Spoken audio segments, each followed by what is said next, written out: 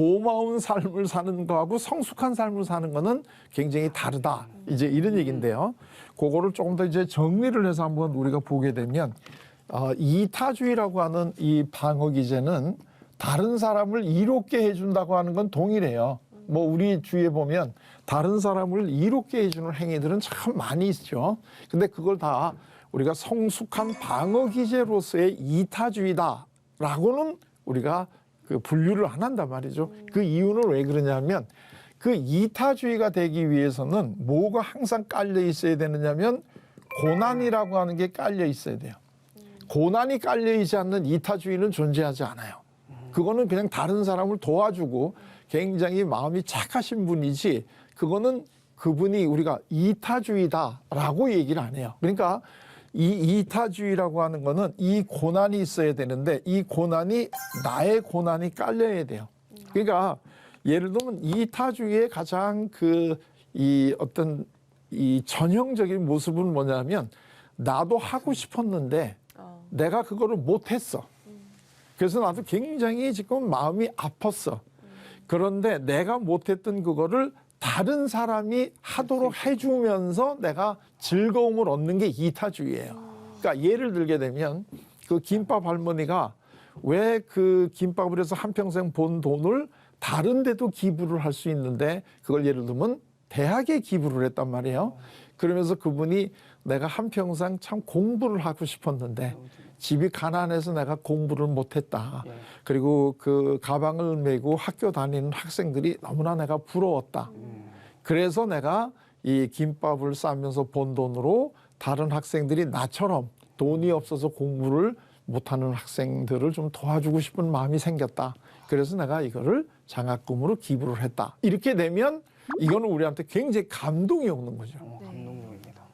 왜냐하면 대개의 경우에 고통을 당하신 분이 어떤 돈이 생기면 어떤 그 자기가 고통당한 삶을 어떤 보상을 받기 위해서라도 그걸 좀 더 과시적으로 소비를 한다든가 또는 이거를 움켜쥐고 있다든가 이제 이런 현상이 대개 나타나고 그게 우리가 일상적인 보통 사람들의 삶의 모습이지요.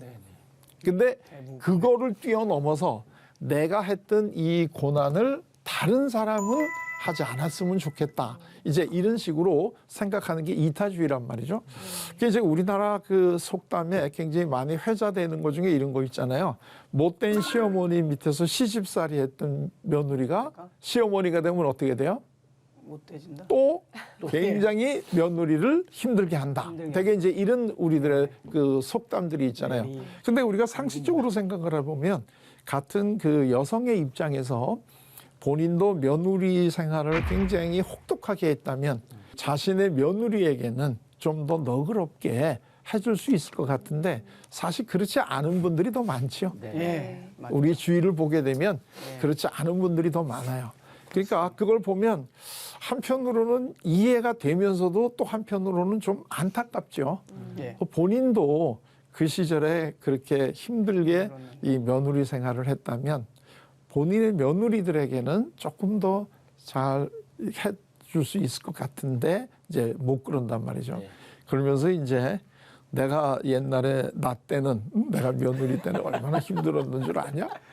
지금 너희들은 이거는 지금 시집살이도 아니야. 이제 뭐 이런 식의 그 이야기를 하시면서 이제 마치 자기가 옛날에 그 며느리 때 힘들었던 삶을 보상받고 싶은 마음 같은 이런 느낌으로 이걸 괴롭히는 분들이 많이 있단 말이에요. 그러니까 우리가 그분들한테는 왜 저분들은 저러실까 하고 좀 안타깝죠. 근데 그분들의 삶을 보면 또 한편으로는 또 좀 이해가 되기도 하잖아요. 근데 그걸 우리가 성숙한 삶이다라고는 절대 생각은 안 하잖아요. 절대 안 하죠. 이해는 되지만 그걸 우리가 성숙한 삶이다라고는 안 된단 말이죠. 자, 그런데 만약에 이제 그렇게 어려운 이 며느리 생활을 이제 하신 분이 시어머니가 됐을 때 완전히 며느리를 위해 준단 말이죠. 예를 들게 되면 분가를 시켜가지고 내가 옛날에 나는 몇십 년 동안 시어머니 모시고 살았는데 그게 참 쉽지가 않더라. 그러니까 너는 아예 처음부터 예를 들면 분가를 해서 살아라. 뭐 이런 식으로 그걸 이제 배려를 해 주신다든가 이제 또는 또 분가는 며느리 그 아들네 집에 가서도 절대로 냉장고 안 열어본다든가 뭐 이제 이런 것들. 그러니까 그것들이 나오는 거는 내가 당해봤으니까. 내가 그게 얼마나 힘들고 신경 쓰이는 일인가 하는 거를 내가 다 이미 겪어봤기 때문에 그런 다른 사람들은 그런 거를 안 했으면 좋겠다. 이렇게 생각하는 게 이게 이타주의라는 거예요.